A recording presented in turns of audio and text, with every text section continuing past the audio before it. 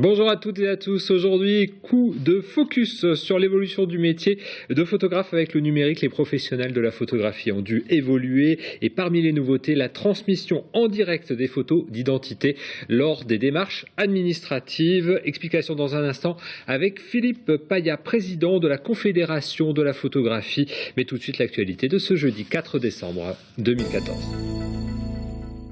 Ils étaient peu nombreux mais déterminés. Quelques 150 patrons finistériens se sont rassemblés ce jeudi matin dans le centre-ville de Quimper pour manifester leur hostilité aux réformes à venir et en particulier au compte pénibilité qui doit être mis en œuvre le 1er janvier 2015. Sophie Lecroisier a recueilli le point de vue de quelques manifestants. Ce qui nous fait sortir dans la rue aujourd'hui, c'est essentiellement le plan pénibilité. C'est une aberration, c'est juste ingérable pour une entreprise. On nous demande aujourd'hui de faire de l'administratif plus que du productif. Et les petites et moyennes entreprises, elles n'ont pas les moyens de mettre ça en pratique. Moi aujourd'hui, j'ai un demi-administratif en plus, rien que pour gérer toute cette administration, toute cette partie administrative qui est... On croule là-dessous. On ne passera peut-être pas l'année, parce qu'on n'a plus de boulot, il n'y a plus rien. Aujourd'hui, les prix, c'est même plus les prix. Puis les charges qu'on a, ça devient terrible. Aujourd'hui, nous devenons des administrations plutôt que des entreprises. Donc il faut qu'on réagisse et c'est pour ça que, en tant que président de la Chambre de commerce, je soutiens mes collègues. Et puis à la page sociale encore, une grève prévue à la SNCF ce vendredi. En moyenne, 3 TER sur 10 seront annulés en Bretagne. Sur le réseau TGV, en revanche, aucune perturbation à prévoir dans l'ouest. Le paysage rural finistérien est souvent marqué par les haies et les talus, c'est ce que l'on appelle le bocage. Après l'arasement massif des talus dans les années 60-70, l'heure est à la reconstruction. Exemple à Lotay, à côté de Châteaulin, où le syndicat de l'eau a aidé plusieurs agriculteurs à remonter des talus. Visite de terrain sur la commune de Lotay pour ces deux techniciennes du syndicat du bassin de l'Aulne. Elles viennent à la rencontre de Stéphane Bernard. Cet exploitant agricole a reçu une aide pour l'aménagement d'un talus au milieu de son champ. Donc là, on est en plein milieu d'une parcelle d'une vingtaine d'hectares. Et donc là, ce qu'on peut voir, c'est un talus qui fait 400 mètres de long. Donc un talus qui fait 1 mètre de hauteur et 2 mètres d'emprise au sol. On a une parcelle qui est très pentue. Et donc dans un objectif de lutte contre le ruissellement et de maintien de la qualité de l'eau, on l'a placé perpendiculairement à la pente. Éviter le ruissellement, une problématique bien connue de l'exploitant dans cette parcelle de 20 hectares. En avril 2006 ou 2007, on a eu un gros orage, des quantités d'eau en très peu de temps.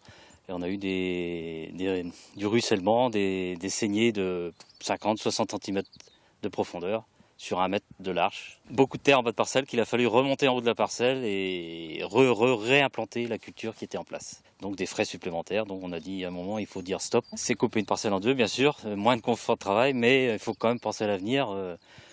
Nos enfants qui vont récupérer les terrains et qu'ils soient cultivables. Ce talus représente un investissement de près de 3 000 €. La facture est totalement prise en charge par le programme Brace Bocage.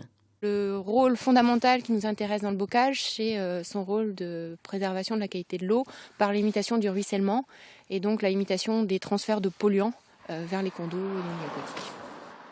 En 1 an, Brace Bocage a permis de reconstruire 40 km de talus sur le bassin versant de l'Aulne, un moyen de préserver la qualité des nombreux cours d'eau en contrebas des cultures.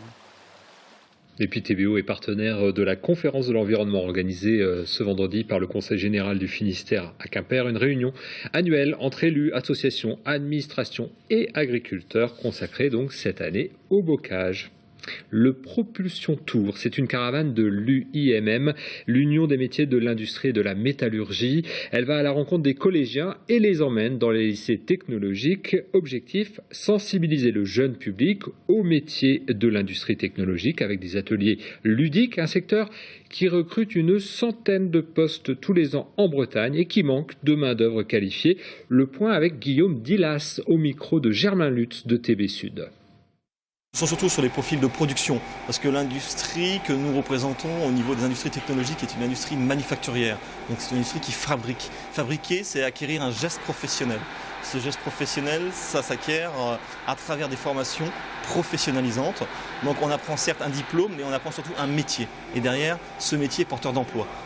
Donc l'industrie, c'est l'école du geste professionnel et on a besoin, dans une société qui se dématérialise de plus en plus, on a quand même besoin d'avoir des hommes et surtout des femmes qui ont ce geste professionnel. Et donc on est très proche des différents établissements d'enseignement, que ce soit le lycée aujourd'hui ou les CFA, pour être à leur côté dans la promotion de nos métiers. Et après le Morbihan, le Propulsion Tour sera dans le Finistère la semaine prochaine, les lundis 8, mardi 9 et mercredi 10 décembre à Quimper. Et on parle photo maintenant avec Philippe Paya. Bonjour. Bonjour, merci de me recevoir. Je vous en prie. Philippe Paya, vous êtes le président de la CFP, c'est la Confédération française de la photographie qui rassemble près de 15 000 salariés. C'est beaucoup? C'est moins qu'avant, j'imagine? C'est moins qu'avant par l'évolution des technologies, mais on a encore un maillage du territoire qui est assez dense. Vous trouvez des photographes partout en France aujourd'hui. L'évolution des technologies, c'est bien sûr le numérique qui a changé par rapport à l'argentique. Avant, on faisait des photos sur papier, maintenant c'est plutôt des pixels. Et il y a une nouveauté justement dans ce domaine, c'est la transmission des photos d'identité. Il y a déjà eu beaucoup d'évolutions sur les photos d'identité ces dernières années, notamment avec ces photos dites anthropométriques. Voilà. Depuis 2005 à peu près, on a mis en place des photos où vous ne souriez plus sur les photos. On est vraiment très désolé pour vous. On avait l'habitude de vous mettre en valeur lorsqu'on faisait vos photos d'identité. C'est plus possible aujourd'hui pour des normes européennes principalement. L'idée étant que grâce à vos photos et des contrôles biométriques, en fait, on va pouvoir vérifier que vous êtes bien la bonne personne lorsque je vous regarde et que je regarde la photo. Donc ça, on a adapté nos métiers à ça depuis 2005. Et puis là, on passe un cap supplémentaire. On va passer de la photo papier traditionnelle, on va dire, à une transmission de cette image biométrique vers les services de l'État, de façon à ce que lorsque vous ferez une demande de permis de conduire d'abord, puis ensuite carte nationale d'identité et ensuite passeport, vous n'aurez plus à aller en préfecture, la photo sera déjà transmise, ainsi que votre signature.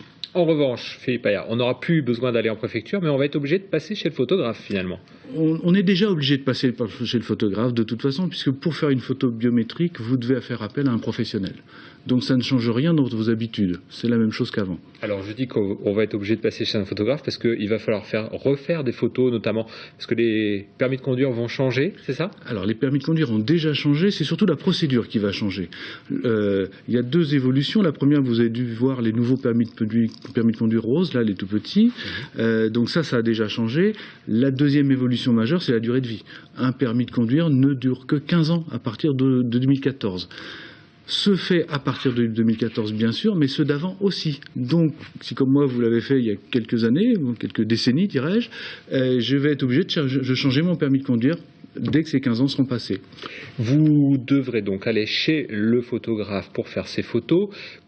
Est-ce que ça va coûter cher aux clients de faire des photos chez un photographe? Non, ça sera le même prix qu'avant, ça sera la même chose, puisque chez votre photographe, vous aurez le même temps passé. Donc c'est pas à ce niveau-là qu'il y aura un changement, c'est l'équipement du photographe qui va changer. Alors justement, parlons des professionnels, qu'est-ce qui va changer pour eux? Il faut qu'ils s'équipent d'un logiciel spécifique? On va s'équiper d'un logiciel spécifique qui va permettre à la fois la prise de vue de la photo, ça c'est normal, mais aussi la prise de la signature. Donc on va, et là vous avez l'exemple de l'image où je suis allé au studio Loïc à Landerneau là, cet après-midi montrer le système. On va recueillir votre image et votre signature avec un nouveau logiciel, tout simplement, qui sera un petit peu différent de celui qu'on a actuellement. Et tout simplement, on vous remettra une photo papier quand même, comme d'habitude. Mais l'autre partie de la photo partira donc par le réseau numérique vers le ministère de l'Intérieur. Et alors, les photos que l'on enverra au ministère sera utilisée pour tous les papiers? Non. Les photos, il y a un aspect sécuritaire qui est évidemment très important dans ce cas-là. Les photos iront vers un serveur sécurisé, bien sûr. Elles seront à usage unique, c'est-à-dire que si vous faites une photo dans nos magasins, c'est pour un usage particulier, la carte nationale, le passeport, etc. Elle ne sera pas diffusée ailleurs, elle ne sera qu'à usage unique. Et dès qu'elle sera utilisée, elle sera détruite, elle ne sera pas conservée. Quand est-ce que ça va se mettre en œuvre, tout ce dispositif? C'est déjà en œuvre en test là pour l'instant dans les régions 92 et 54. On va avoir 2-3 mois de test et ensuite on déploiera sur la France entière à partir du printemps 2015. L'arrivée en Bretagne, je ne sais pas encore, je ne suis pas maître du calendrier, hélas. Merci beaucoup Philippe Paya d'être venu en tout cas. Je rappelle que vous êtes président de la CFP, Confédération Française de la Photographie, Merci pour ce nouveau dispositif de transmission des photos d'identité. Merci beaucoup de nous avoir suivis. On se retrouve demain à 18h30 pour un nouveau point sur l'information locale et régionale. Bonne soirée et à demain.